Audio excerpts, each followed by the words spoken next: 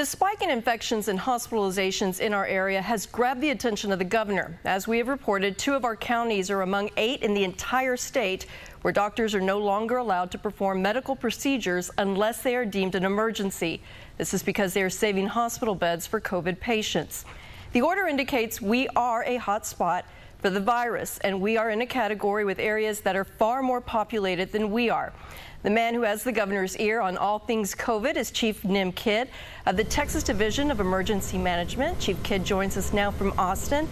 Chief, thank you for your time. First off, what are your immediate concerns for our area?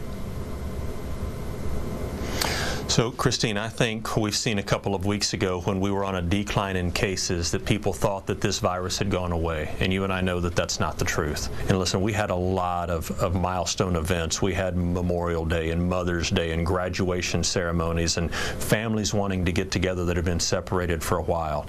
And it's not just in strange crowds or friend crowds that we're seeing this pass. We're seeing this in multi-generational families living in the same house where one member of the family will go out and then bring it back into the house. So it's very important that we protect ourselves and protect our loved ones that are around us. And we're not out of this. Listen, we know that hospital bed capacity is starting to fill up, but we also know still statewide we have over 12,000 hospital beds are available. We're bringing in additional medical staff to staff those beds so that we can maintain an adequate supply of hospital beds and staffing for the patients that are going to continue to come in. But where we really need help and where I need your help in is getting the message out that this virus did not go away, and that the way that we protect ourselves from it is to wear something over our face. When we're out in public, limit the number of people that we're with, and when we're at home, we have to protect our family members as well. Chief, specific to our area, here in the Valley, we have 1 in 3 people who have diabetes, and those numbers continue to rise. That's according to the Rio Grande Valley Diabetes Association, and they told us that today, so it's not an outdated statistic. Diabetes, as we know, can lead to complications with COVID. With that in mind, was your agency prepared for this? And by what I mean is the demand for hospital beds and those other medical resources.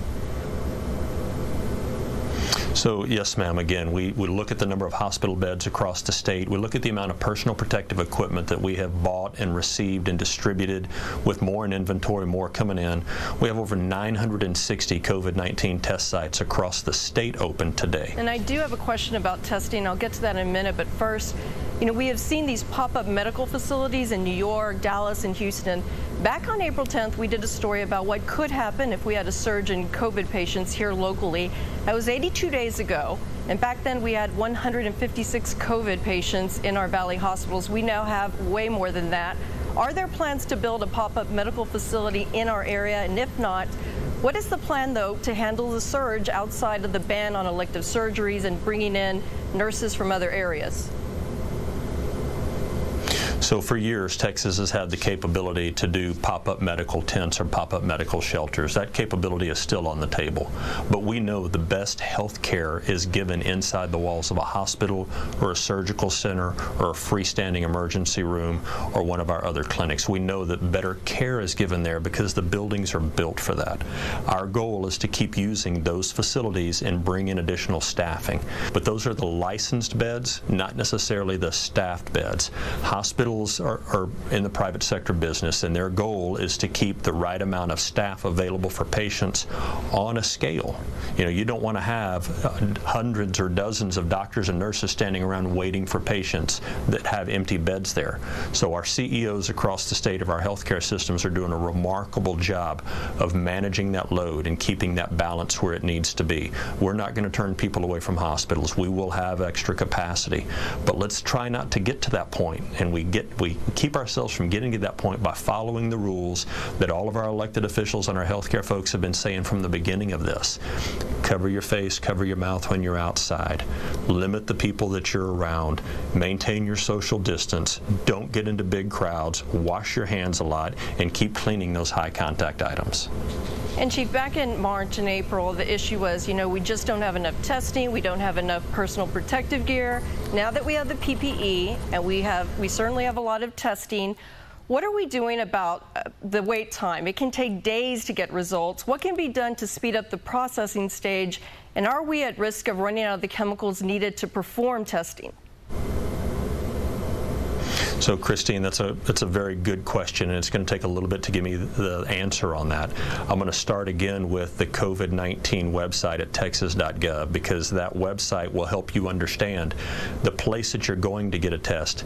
Is it your doctor's office? Is it a clinic? Is it a freestanding ER? Is it a public health area? So each one of those have different lab capacities and different lab turnaround times. Out of the 960 sites available in the state today, 24 of those are our mobile testing teams.